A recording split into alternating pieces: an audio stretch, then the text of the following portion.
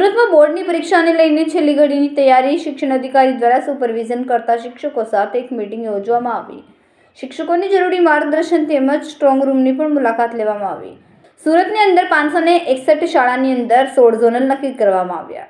Strong રૂમની અંદર પ્રશ્નપત્ર આવ્યા બાદ 24 કલાક દેખરેખ કરવામાં આવશે। કોઈપણ વિદ્યાર્થીને અગવડ ન પડે અને પરીક્ષા સારી રીતે લઈ શકાય, ગોપનીયતા મુજબ લઈ શકાય તે માટેની સંપૂર્ણ તૈયારીઓ કરવામાં આવી।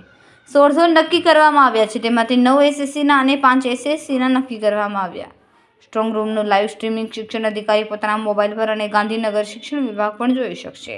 પ્રશ્નપત્ર માટે સ્ટ્રોંગ રૂમ કેટલા વાગે ખોલવામાં આવ્યો, કેટલા વાગે બંધ કરવામાં આવ્યો એ બધી બાબતનું લાઈવ મોનિટરિંગ કરાશે। પરીક્ષાની સંપૂર્ણ પદ્ધતિથી સ્ટાફ માહિતગાર થાય તે પ્રમાણેની તાલીમ પણ આપવામાં આવી। સુરતની અંદર 561 શાળાની અંદર 14 જેટલા ઝોનની અંદર ઝોનલ નક્કી કરવામાં આવ્યો છે, સ્ટ્રોંગ રૂમ બનાવવામાં આવ્યો છે। જે સ્ટ્રોંગ રૂમની અંદર પ્રશ્નપત્ર આવ્યા બાદ 24/7 તૈયારીઓ કરવામાં આવશે। કોઈપણ વિદ્યાર્થીને અગવડ ન પડે અને પરીક્ષા સારી રીતે લઈ શકાય, ગોપનીયતા મુજબ લઈ શકે તે માટેની સંપૂર્ણ તૈયારીઓ કરવામાં આવી છે।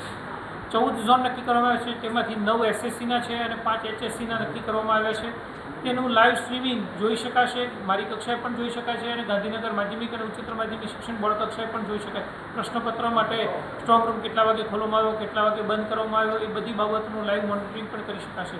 તમામ સ્ટાફને તમામ પ્રકારની તાલીમો આપી દેવામાં આવી છે, જેથી કરીને કોઈ પણ સ્ટાફને અગવડ ન પડે અથવા તો સ્ટાફ પરીક્ષાની સંપૂર્ણ પદ્ધતિથી માહિતગાર થાય તે પ્રમાણેની તાલીમ આપવામાં આવી છે। આ ઉપરાંત સરકારી પ્રતિનિધિ માટે જે ફાઇલ બનાવવામાં આવી છે તેમાં તમામ પ્રકારની સૂચનાઓ આપવામાં આવી છે। એ તમામ સૂચનાઓ જે છે એ ફાઇલમાં આપવામાં આવી છે। આ ઉપરાંત તેમાં લોકેશન પણ આપવામાં આવ્યું છે કે જેથી કરીને લોકેશનને પણ આઈડેન્ટિફાય કરી અને ડ્રાઈવરને રસ્તો બતાવી શકાય, અથવા તો સ્ટ્રોંગ રૂમ પરથી શાળાનું અંતર કેટલું છે, કેટલા સમયમાં પહોંચી શકાય તેની પણ માહિતી મળી શકે છે।